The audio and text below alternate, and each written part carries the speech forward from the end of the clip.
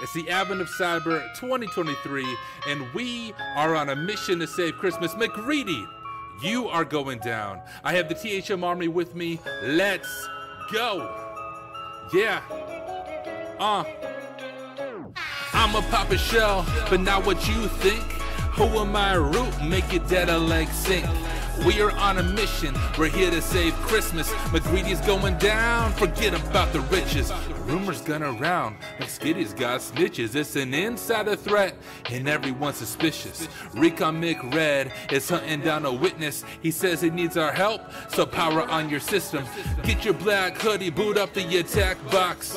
Hackers come together and take command of the SOC. It's the THM Army. McGreedy will get caught from the 0x1 all the way up to the gods. And it is time. What is up, everyone? Welcome back to my live stream. My name is Tyler Ramsbey, and we are on a mission to save Christmas. We are diving into day number 2 of TryHackMe's Advent of Cyber event, and as usual, I am doing this live. Have not prepped this ahead of time, haven't even looked at the room besides to get the title for the live stream. So if you're new to this, every single evening this month at 8 p.m. Central Standard Time, which whatever time it is for you right now, that is the time in your time zone, but at 8 p.m. Central Standard Time, we are going through each one of the daily challenges to TryHackMe's Advent of Cyber, likely going to be shorter streams, but learning new topics each time we do this. So I would encourage you follow along if you haven't already. Get Advent of Cyber loaded up. It's a completely free event. Get the VM started, and let's get ready to save Christmas together. Let me go ahead and share my screen, and I also need to get the chat pulled up. For some reason, OBS did not want to get the YouTube chat where it normally goes, so I just need to rearrange a few things on my screen real quick. I'm going to pull this chat over here. Okay, now I have YouTube watching over there. I'm going to drop the quality so I don't kill my stream, though. We'll drop the YouTube quality. All right, I got YouTube chat there. We got Twitch chat on the screen. We got LinkedIn chat that only shows up when I refresh it, but oh well. That's fine. We'll make it happen. All right, cool. Jenny said over on LinkedIn, Tyler, I talked to Dan one day about how to do write-ups. I have to give you both kudos for doing live streams. Enjoy day 2 of AOC. Hey, thank you. Thank you for the kind words. I appreciate it. What's going on Twitch? Want to say hi to Haircut Fish and Shabala and Default Sec. Yeah, it is time for the hacking now. I just started the challenge a little bit ago so we could get the VM and everything going, but let's go ahead and read through all the content and dive into the challenge, see if we can figure it out together. I'll zoom in a little bit so you can see the text a little bit better. But here we go. After yesterday's resounding success, Mick Honeybell walks into Antarctic Craft's office with a gleaming smile. She takes out her company-issued laptop from her knapsack and decides to check the news. Traffic on the North 15 highway. Glad I skied into work today, she boasts. A notification from the Best Festival Company's internal communication tool, HollyChat, pings. It's another task. It reads, the B team has been tasked with understanding the network of Antarctic Craft's South Pole site. Taking a minute to think about the task ahead, McHoneybell realizes that Antarctic Crafts has no fancy technology that captures events on the network. No tech, no problem, exclaims McHoneybell. She decides to open up her Python terminal. In today's task, you will, number 1, get an introduction of what data science involves and how it can be applied to cybersecurity. Number 2, get a gentle, we promise, intro to Python. Number 3, get to work with some popular Python libraries such as pandas and matplotlib or library to crunch data. And finally, help McHoneybell establish an understanding of Antarctic Crafts network. Awesome. So what do we need? We need a VM, which I already started, and we can do split screen on the VM. I wonder if I'm gonna have to do that. I'm actually in a VM looking at the VM because I don't like to stream from my host machine. So I might have to jump off here to my actual host machine, but we'll see what it's like. To access the machine that you're going to be working on, click on the green Start Machine button located in the top right corner of the task. After waiting 3 minutes, Jupyter will open on the right side of the screen. Okay, I might have to use my host computer. Let's see how terrible it looks when I'm running it inside of a VM. I notice it can sometimes be quite buggy.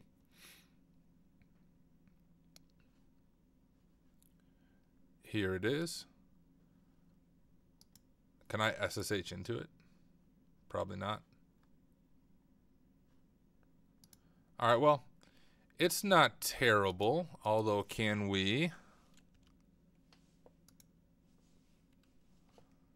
Yeah, let's full screen the VM. Whoops, don't want to do that.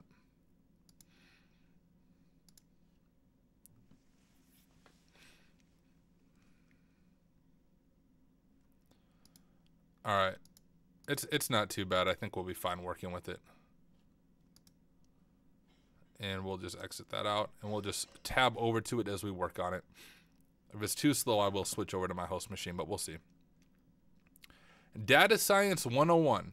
The core elements of data science is interpreting data to answer questions.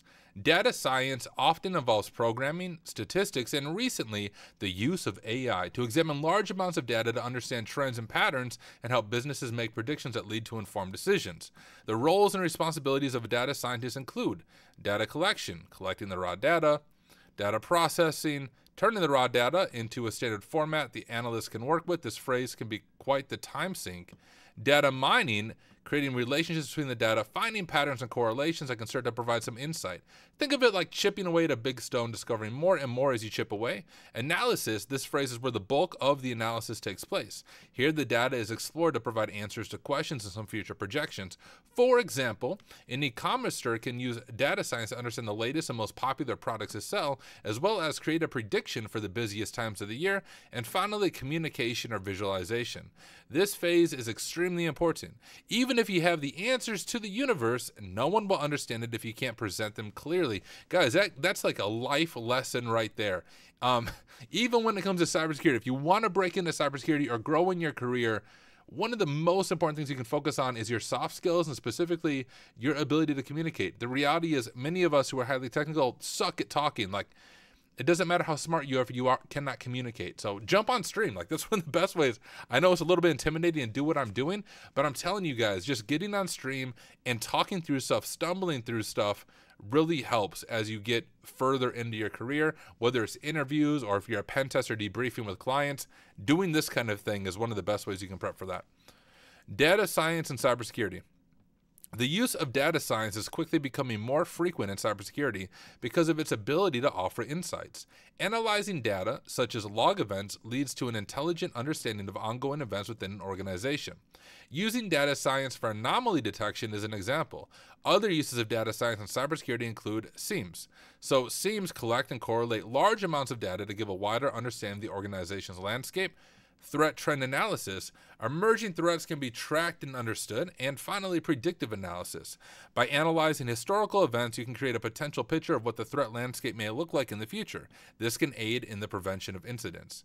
So introducing Jupyter Notebooks. Jupyter Notebooks are open source docs containing code, text, and terminal functionality. They are popular in the data science and education communities because they can be easily shared and executed across systems. Additionally, Jupyter Notebooks are a great way to demonstrate and explain proof of concepts in cybersecurity. Jupyter Notebooks can be considered as instruction manuals. As you will come to discover, a notebook consists of cells that can be executed one at a time, step by step. You'll see an example of a Jupyter Notebook in the screenshot below. Note how there are both formatted text and Python code being processed. So, cells act just like an interpreter. This means you can run code like arithmetic and, well, anything else you can do on an interpreter. So, classic print hello world in Python, and it's going to execute the code, hello world. Now let's use multiple cells. Normally, once a notebook is executed, it will step through to each cell unless it runs into a problem. Each step the notebook has done is indicated by the in number sign next to the cell, where the number sign would be the value of the order it was executed. So naturally, if there was no issue, the notebook will proceed to the next cell where the in number value would now become 2. So you can see it right there, in 2 print, see how the in 2 value is 2, see how the in 2 value is 2. Before we begin working with Jupyter Notebooks for today's practicals, we must become familiar with the interface. Let's return to the machine we deployed at the start of the task on the right side of the screen. You will be presented with 2 main panes. On the left is the File Explorer, and on the right is your workspace. This pane is where the notebooks will open. Initially, we are presented with a launcher screen. You can see the types of notebooks that the machine supports. For now, let's left-click on the Python 3 IPI kernel icon under the notebook, heading to our first notebook. All right, cool. That's a good call, Default Sec. So over on Twitch, which you guys would have saw on the screen, he said, best practice is to find a family member that knows nothing and explain it to them until they get the idea. And do it with a family member that's honest enough to tell you, you are terrible at what you're saying, right? Not one that's going to say, yeah, you're doing a great job. One that's going to be honest with you, but that's good advice. Okay, so let's go back over to here. So here's our Explorer area, and here's our different notebooks. It tells us, let's click this first notebook. There we go. You can double-click the folder icon in the File Explorer to open and close the File Explorer. This may be helpful on smaller resolutions and notebooks interfaces illustrated below. We should be good since we made it full screen. The notable buttons for today's task includes Save, which is, you know, your classic floppy disk, wherever that is at, or Control S, Run Cell, Shift Enter, Run All Cells. There is no keyboard shortcut. 2 play buttons alongside each other. So that must be those two. Those, I'm guessing. Insert cell below, rectangle with an arrow pointing down. Did they even highlight all of these? Oh yeah, it's right there. I got it. Delete cell, a trash can, right there. For now, don't worry about the toolbar at the top of the screen. For brevity, everything has already been configured for you. Finally, note that you can move cells by clicking and dragging the area to their left. So very easily drop and drag. So if we do like hello chat, and then we just run it. Cool. Practical. For the best learning experience, it's strongly recommended that you follow along using the Jupyter notebook stored on the VM. I will recommend what Jupyter notebook to use in each section below. The notebooks break down each step of the content below in much more detail. So Python 3 crash course. The notebook for this section can be found in the Intro to Python, Python 3 crash course. Remember to press the Run Cell button as you progress through the notebook. If you're already familiar with Python, you can skip the section of the task, which I am, but I know not everyone is, and I want to do like every step on here. So let's go ahead and go to that notebook. So we're in this notebook. Do I just close it out?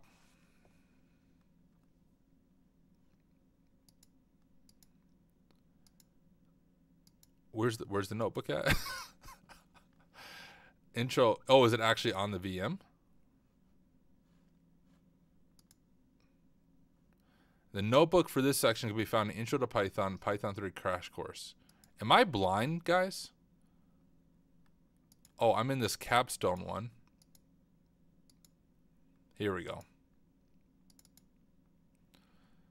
So I think this is the one it's talking about, right?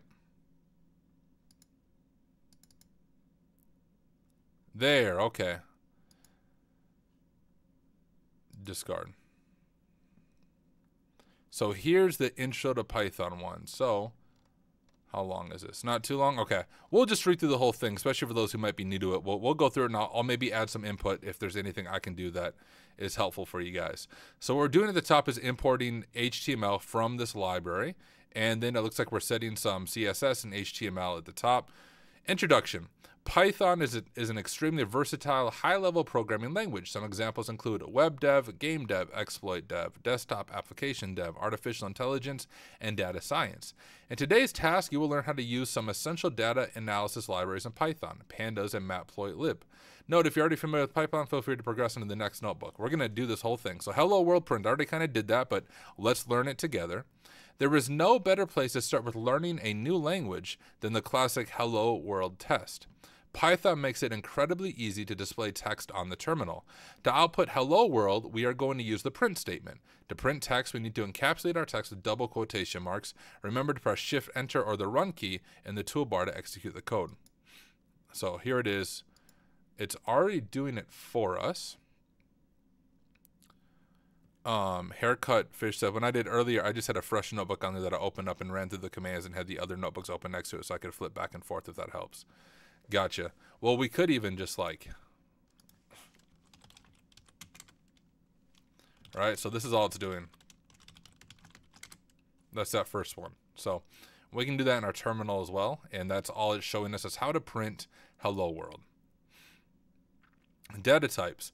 Let's move on to data types. Programs can have all kinds of data within it. For example, we have whole numbers, decimal numbers, text, and true and false statements. The program needs to know how to handle this data. To do so, it is given a type. Take a look at the table below to see some of the basic types in Python. So we have integers, floating numbers, strings, and Boolean. We will come on to explore these and more throughout today's task. Variables. A good way to think of variables is a storage box with a label on it. Say you're moving a house. You would put items into a box and put a label on it so you know what the box contains. It is very similar in programming. Variables are used to store our data, given a name and accessed later. The structure of a variable looks like the following. I found a typo. Label equals data. Recall our quick lesson, data types. How we assign our data will depend on data type. So take a look below. Age is our label and 23 is our data. In this case, the data is an integer. So age equals 23. We will now create another variable named name and store the string data type. So name equals Ben. And note how this data type requires double quotations. No quotations, double quotations because it's a string. And another to store whether or not the person is left-handed or not. So is left-handed equals true. So we can actually do that ourselves.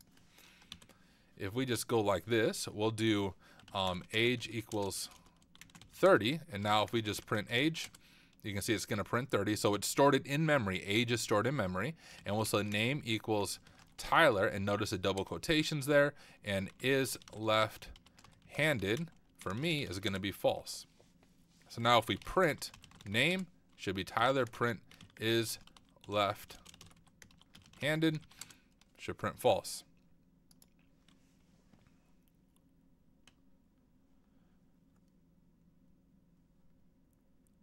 Variables are essential in programming and are used throughout a program. For now, we're just going to use Python's print statement to output the contents of the variables, which I already kind of did that, so I'm not going to redo that. All they're doing is adding like name, age, and is left-handed strings onto it and appending the variable there. Variables can be modified at a later stage of the program. Take the following example. Ben has celebrated a birthday. So we can just simply redefine the variable. Note how the name and is left-handed variables have not been changed, but see, it will store it. So if we pull our terminal back up, very simple. We can change age to 31, and now age has been updated to 31. Lists. Lists are one of what's called a data structure in Python. Lists are used to store a collection of value as a variable. For example, so transport, car, plane, train, age 22, 19, 35. So we can do that ourselves to follow along. And notice the brackets that we're putting it around. Car, plane, train. And age equals 20, 22, 19, 35. If I could do quotes right.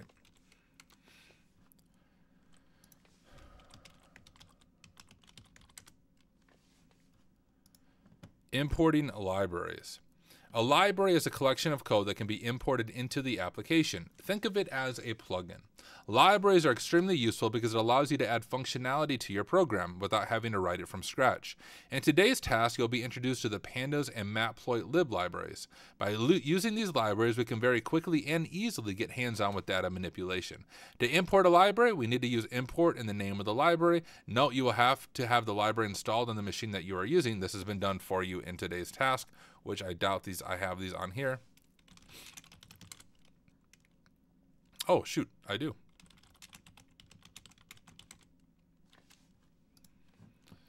So we are importing pandas, but remaining at PD. All of our code will now use PD, which I'm not actually going to do the rest of that stuff in my terminal, but just want to demonstrate some of those basic commands there for you guys.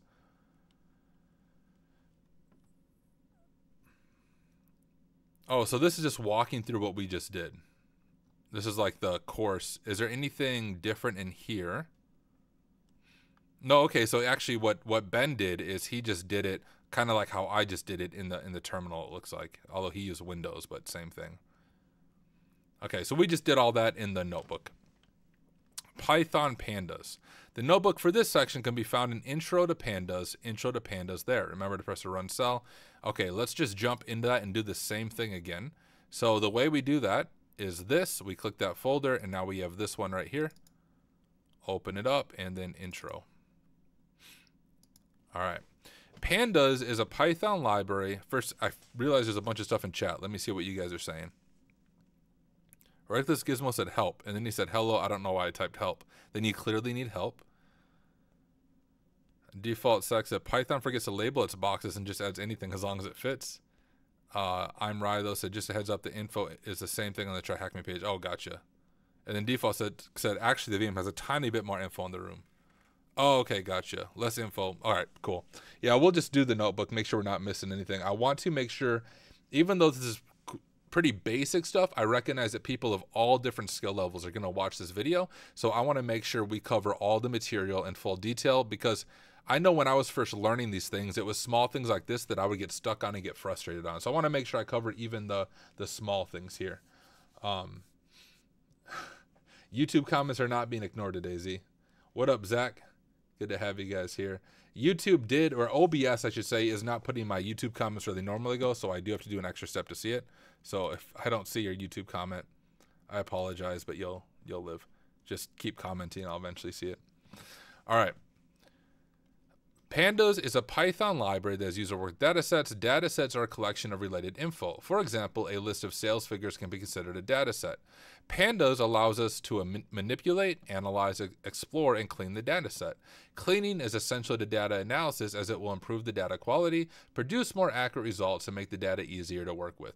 Please note, this notebook assumes that you have read through the Intro to Python notebook. If you have not done so, please do so before proceeding, which we did. All right, series.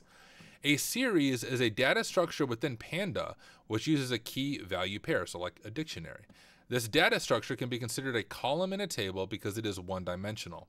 A series comprises a key value pairing where the key is the indices and the value is the data stored within the index. Look at the table below for an example. So 0 train, 1 plane, 2 car. Let's demonstrate this in Python. First, we will need to import the pandas library into our program. To make it easier in the future, I'm going to import pandas and reference it as PD, which we'll just do this again. Let's start over with this notebook. Import pandas as PD. Okay, and now we're making, whoops, transportation. Did I spell that right? Transportation, yeah, I did, okay.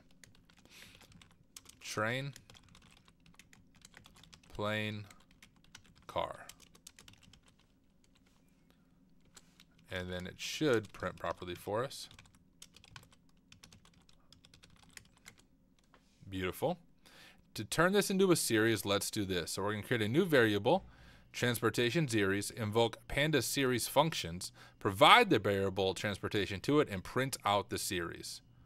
Okay, remember we already reported pandas, blah, blah. Word, sound good. So create our variable, transportation series, and then just equal to assign a thing to the variable. And it says, not parable, variable. Invoke pandas series function, so pd.series. And then we want to pass the transportation variable to it, and that's this variable up there. So transportation like that. And now if we print transportation series, beautiful.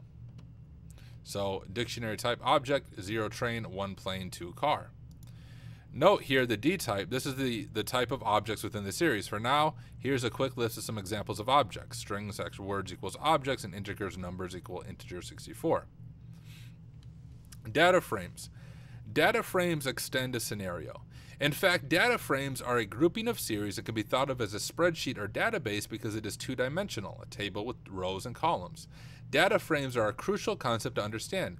In this scenario, we are going to load the following data into a data frame: name, age, and country of residence. All right, so Ben, Jacob, Alice. Remember, we've already imported pandas. Yep, creating a two-dimensional list. Remember, rows and columns. So although we could just copy this out, let's go ahead and type it out for our own learning. I would encourage you to do this yourself as well. So we'll do data equals, like this, Ben, 24, United Kingdom. There we go. And then Jacob, 32, United States of America.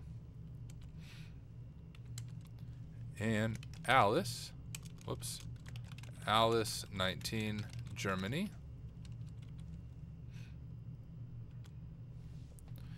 Now we will create a new variable, df, to store the data frame using the list from above. We will need to specify the columns in the order of the list. For example, name equals Ben, age equals 24, and United Kingdom. So you can see that's what we're doing here. So we're creating the new variable df, and then we're doing pd.dataFrame, data, and then that's the data right there, and then we want to specify the columns that we're going to put this into. So let's do that. df equals pd.data frame, data columns equals name, age, country of residence. I think my syntax is right there. Okay. There we go. Name, age, country of residence. Okay, that's a great start. Pandas allows us to do all sorts of manipulating. For example, let's say we wanted to only return a specific row. We can use pandas location and the index number of the row. In this demonstration, I want to return row number 2. The indice number for this will be 1. Recall that it starts from 0, right? That's the confusing thing when you're first learning programming. Remember, computers start counting at 0, which is weird to us, but keep that in mind. So it starts from 0. Remember, this is row 2. So df 1. And we're getting Jacob there. So if we count this together, if we go 0, 1, 2, so that's why when we did location 1, it is printing us Jacob's name, Jacob's age, and his country of residence, because 0, 1. Grouping. Grouping is an essential concept in data analysis. Essentially, grouping is an operation in pandas that allows us to group our data into categories and do something with them, such as grouping columns, grouping rows, and comparing. In the example below, the company has hosted an awards night. We can use pandas group by to group the columns department and prize and sum to see how many rewards each department has. All right, let's do it. Oh, I don't have this file.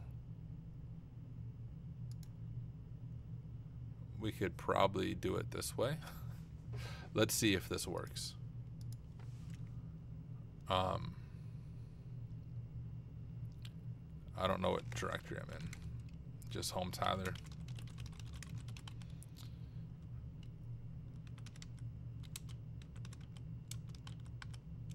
Did I not download it? Oh, that's right, guys. I'm in a VM. I'm inside of a VM inside of a VM. Well, what is rewards? Whoops.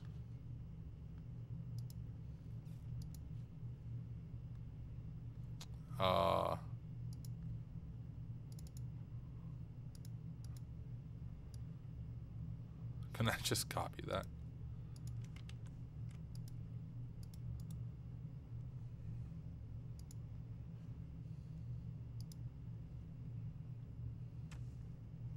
Is it gonna open? Otherwise, I might just skip this part of the notebooks. Oh, it opened over here.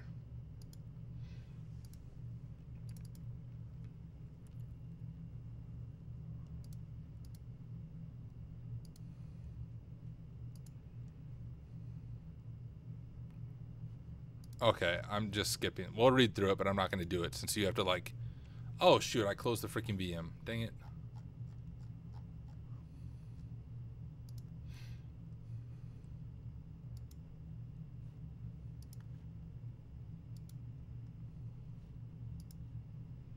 I might have to switch to my host computer. This is confusing me doing VMs inside of VMs. I'm not smart enough to do that. Okay, let's go back to what it was talking about here. So in the example below, the company has hosted an awards night. We can use pandas group by to group the columns department and prizes and sum. So load the awards. So we're doing very simple reading. So df equals pd. So remember that's pandas. We just shortened it to pd. Dot read CSV, and then we're passing it the CSV file, and then we're printing it df. So we're assigning that new variable to df, and then when we print it, it's printing that out. And then if we want to group the columns department and prize, you can see this. df group by department prize. So you can see we're doing it in parentheses and then in brackets. So we want to group by department and prize and then get the sum, which is, I suppose, the prize. Use sum to return the sum of the volumes of each values of each column. Department, accounts 1, IT 2, support 0, name prize, etc., etc. Group the columns department and prize. So same thing, df group by department, prize, and describe. Use describe to give a summary of breakdown of the data in percentiles. Got it. All right. Let's go back to where we were at. Do.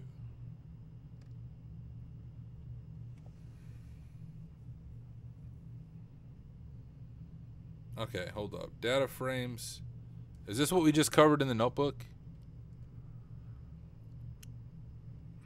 For this, we'll create a two-dimensional list. Remember, data frame has rows and columns, so we'll need to provide each row. Okay, so this is just what we did in the notebook. 10.4. Okay, so here's a new one. Got it. So matplotlib. Room is a TLDR. Okay, good to know.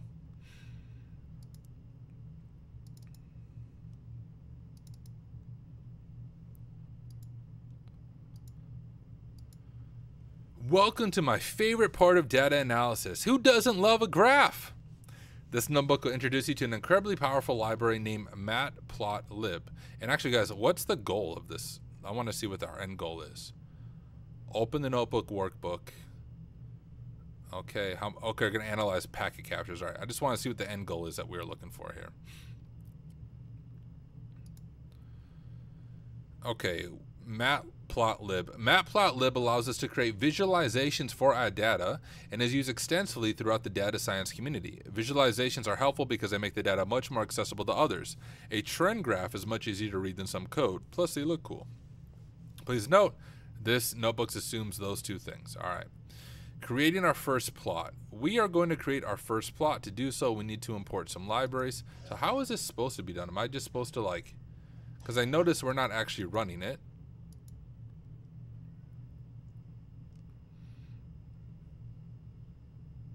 Oh, is it MATLAB? You're probably right, dude. It's probably MATLAB. We're importing MATLAB as PLT. We'll be using PLT henceforth. Got it. So pandas and the MATLAB stuff. Before we begin, we need to tell it to behave in our environment. By default, it will want to open up the plot in a new window. Because we are using Jupyter, we want to tell it to render the graphs in Jupyter.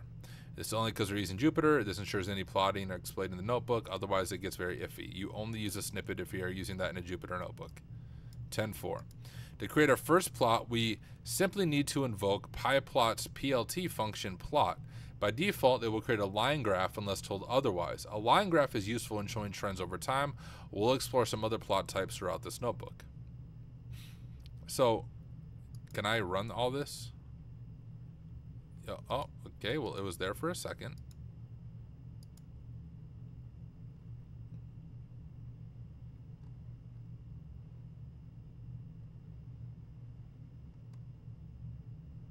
Oh, okay, yeah. We'll start making a very simple plot using an array before we get into the nitty-gritty. Remember, it goes X to Y along the corridor and up the stairs. January, February, March, April, 8, 14, 23, 40. Okay. Okay, now we're getting somewhere. At the moment, we don't know what this graph is telling us. Thankfully, pyplot has some functions that allows us to make it more descriptive. Take a look at the table below. So this function allows us to specify a label. This allows us to specify a label for the x-axis. This allows us to specify a title for the plot. So that's what we're going to do next, I'm guessing. Yeah, so months of the year on the X label, number of toys produced on the Y label, and we're giving it a title. And there's the output right there. That's more like it, and I can see a visible trend in the increase in toy production. It looks like Antarctic Crafts had a busy November and December. I guess I'm not the only one who leaves my Christmas shopping last minute. I'll catch you at the bar graph. A bar graph is great for comparing data points. For example, comparing what the Frostlings' favorite drinks are. In this scenario, Antarctic Crafts management is trying to decide what the most popular drinks are to stock in the communal vending machine. To find out, they have asked the employees to vote on their favorite soft drinks. It is our job to plot this data for management. Here's a snippet of the spreadsheet that we are going to be analyzing. So we have Holly Jolly Fizz, Mistletoe Mojito, and Frostbite Frappuccino. So let's create a bar graph to find out. This time we'll read data from a spreadsheet rather than manually providing the values. So that's the spreadsheet right here. Here's what we're going to do. We will use pandas, the same read CSV one we did before. And we're going to import it as spreadsheet. Then we're going to extract the columns drink and vote, store them in its own variables, and we'll create a bar graph. All right, we'll just walk through this. So step one, spreadsheet. So we're creating a variable and we're reading from our external file drinks.csv and storing it in the spreadsheet variable. Then drinks, we're doing spreadsheet and we want to do drink, and vote, spreadsheet, vote. Step three, we're going to tell the pie plot to the size of the figure, find a value that improves readability. Okay, so plot figure, figure size 10:6. So you just adjust that, I guess, until it looks good. Bar tells it to use a bar graph. The H means horizontal, V can be used for a vertical bar graph. So drinks, votes, oh, so right there, H. Drinks, votes, and color sky blue. I feel like I'm back in math class, guys. Set the labels for the graph. Number of votes, name of drink, a bar graph showing the employees' favorite drinks, and then all this stuff. Insert the y-axis for better readability, most popular at the bottom. Oh, I gotcha. That makes sense. Drink of water.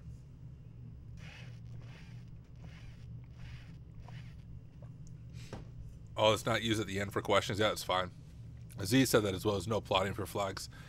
Yeah, it's fine. Our goal isn't just to get flags. Our goal is to learn. So we'll see if there's... Honestly, I've never really worked with Jupyter. Like, the only time, guys, I've ran into Jupyter is on a CTF when I... like, you get Jupyter Notebook on a CTF and you can get RCE sometimes. That's like my only experience with Jupyter is script kidding my way to RCE. So it's actually kind of cool learning how Jupyter actually works here. I'm sure it's used a lot more extensively, but at least I know a little more about Jupyter than I did before, as well as these Python libraries. Never work with these Python libraries here.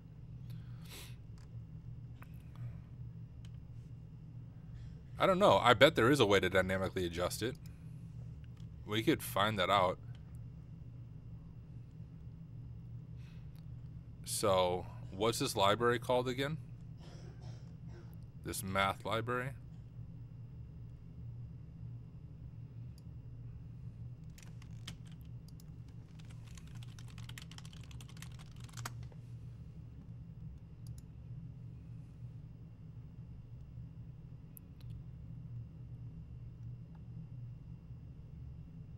There are a number of ways of animating data in the math lab, depending on the version you have.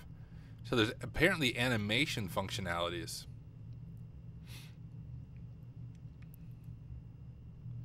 So import that, yup, and then import NumPy. Is it the draw one? So apparently you can do it with animations. That's kind of cool. Yeah, so you could add these different animations to your graph. Learn something new every day.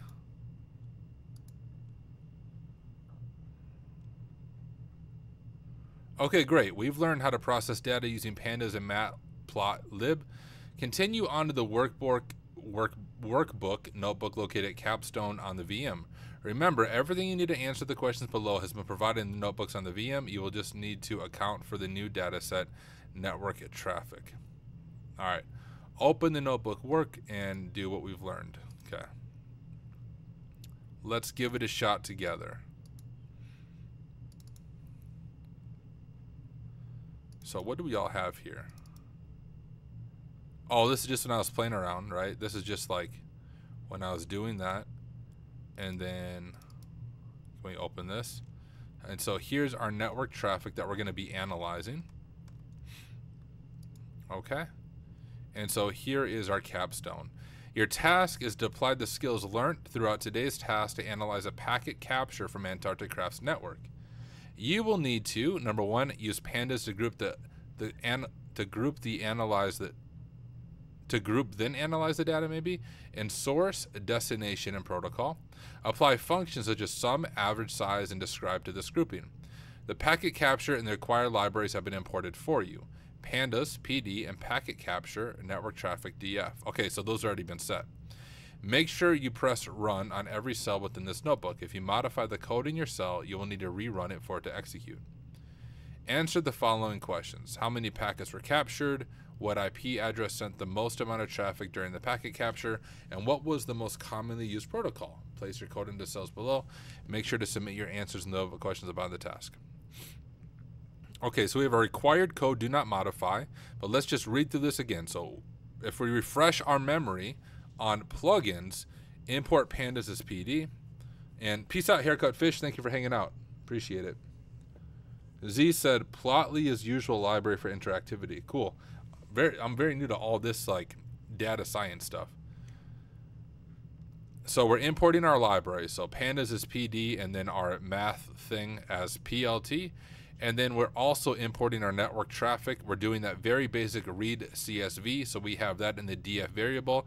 And now this is just running, hey, show us the top 5 results, making sure it's working. And notice a little bit confusing. You think you would see up to 5, but remember computers start counting at 0. So 0, if we go 1, 2, 3, 4, 5, those are 5 results. But remember computers start at that 0 point. And we have a packet number, a timestamp, a source, a destination, and a protocol. All right. Question 2. Here you will need to use the pandas count function on the data frame. For example, dataframe.count. Remember the data frame in this notebook is called DF, not data frame. So question 2 was just how many packets, right? Looking at the packet number. Is it just like that? Shift enter is how you do it short key. Let's short key it.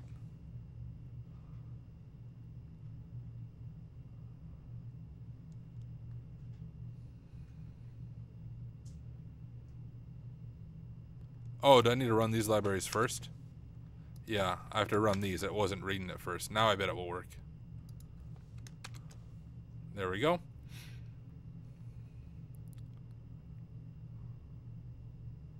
So is it just 100? Is that the answer? Okay. Question 3. Here you can form a group by with pandas size function on the source and destination columns. Remember, the data frame in this notebook is called DF, not data frame. Check the hint on TryHackMe if you are stuck. For example, data frame group by column name dash size. And what even is our question? What IP address was sent the most? What IP address sent the most amount of traffic? So we would do something like DF group by, and then, whoops, our column name would be the source, I believe. Size, something like that. So I think it would be this one right here. Can I just copy, Control C? Beautiful. What is the most frequent protocol? So it's going to be very similar. Here you can use pandas value counts on the appropriate column. Remember, we're counting how many values there are in the protocol column. So I think if we do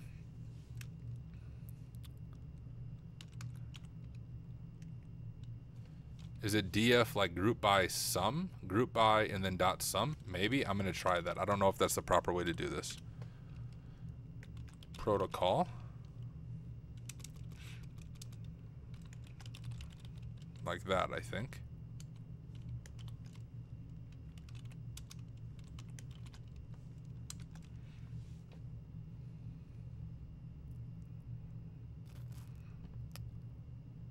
So would it be TCP?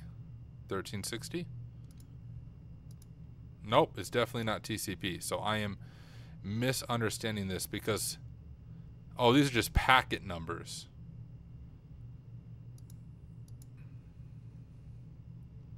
Remember kind of how, what does the table look like again? Protocols. So we know how many protocols there are in the protocol column. What's the hint? You can use a value counts function on the data frame. That's what I'm missing. Remember the name of the column that contains the protocol. So DF column here, value underscore counts is what it would be. I got it. So if we look at that again for the syntax, so it's DF and then our column and then value underscore counts.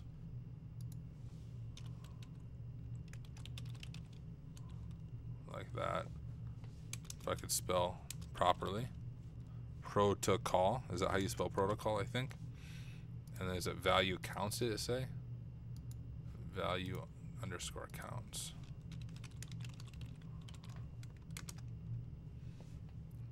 ICMP. Got it.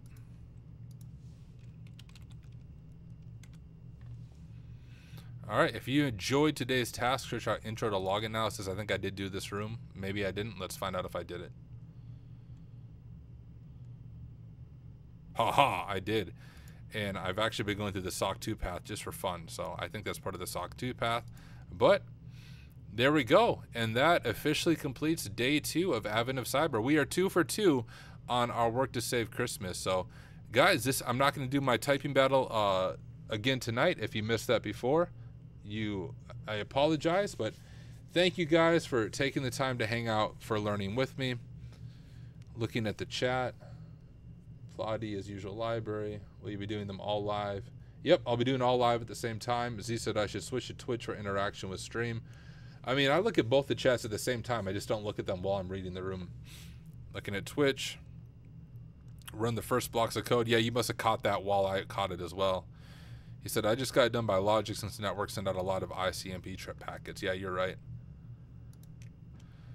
Good call. Let me make sure I didn't miss anything on LinkedIn. All right, cool. I think I got caught up on all the comments. So, hey, guys, thank you. It took us 51 minutes. I know some of you are like, you went through it faster, but when I do the stream, I try to read through everything, and maybe even follow rabbit holes and see, hey, what can we learn a little bit deeper as we work through these tasks? So, guys, thank you for taking the time to hang out with me. I will be back same place, same time tomorrow evening. If you ever missed these, I post them after the fact as videos on my YouTube channel. Otherwise, you can also catch the past live streams on my YouTube channel as well. So thank you guys for being here. I will catch y'all in the next one. See ya.